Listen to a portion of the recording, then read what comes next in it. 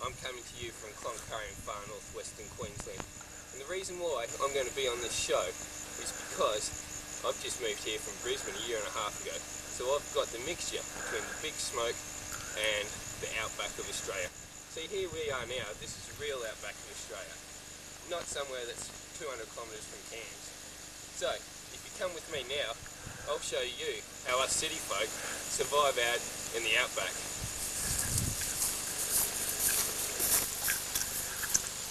When we come here to the outback, you might think that little ants are no good for eating, and you're right. But what the ants produce is anthills, and these anthills, if you look around, they vary in size and height, and that's because of the different ants. But what you've got to do, to the untrained eye, they won't know the difference, but I can tell you, these ones here are a bit long and skinny, and they don't produce any good food. These ones here, they're not quite ripe or mature, as we call them in the outback.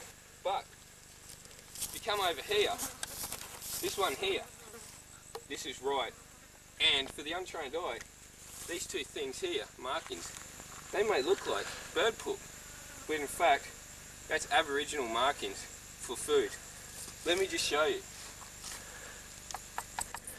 This one's right for picking. Rightio.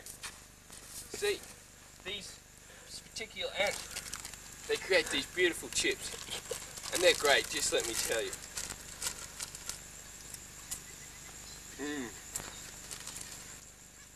Good tucker.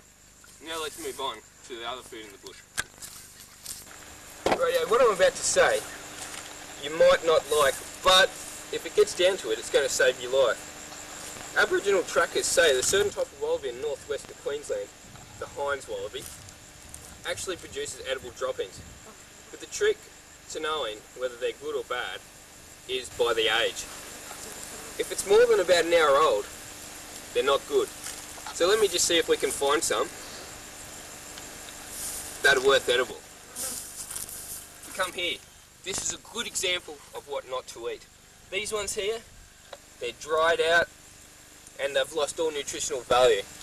And if eaten, could even cause sickness. If we just try to find some other ones. Here's some. Here. These are fresh ones. This is the northwest Queensland Hine wallaby dropping. These are fresh and they've still got plenty of nutritional value. But be careful not to eat too many, because they will give you indigestion. Okay, let's go on to something else.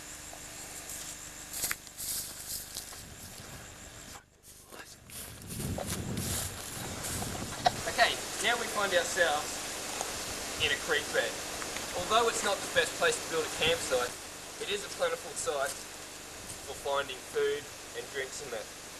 But what you might not think is, in the flood debris, it often washes things down from areas which aren't native to this area, which can be a good thing.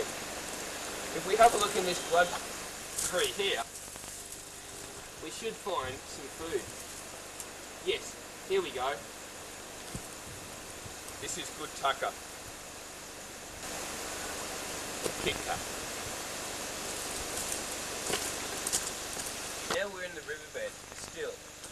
And if we look, this ground is very dusty. But what a lot of people don't realise is just below the surface, in the wet season, fills up with water and everything, all water soaks in. But in the dry season, it dries out obviously and it's very dusty on the top.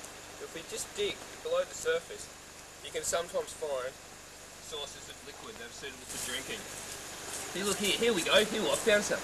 Just below the surface. Look at this.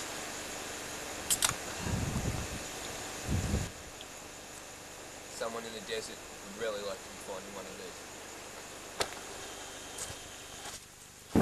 Worst comes to worst, you can't find any food or any drink anywhere. Make your way towards the closest road.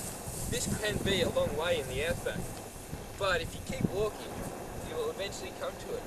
And what we find here, along the road in the outback, there is plenty of what they call roadkill.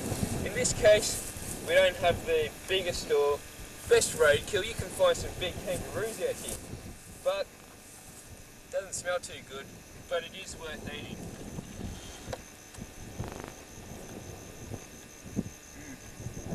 That's good. After 2 days of trekking, this is number one. Okay, so you've seen my unique blend of city country survival techniques. So you will know just as well as I will that when I get on your show, I'm going to win this game, I'm going to take home the money. So this is Stephen Musgrove. Goodbye.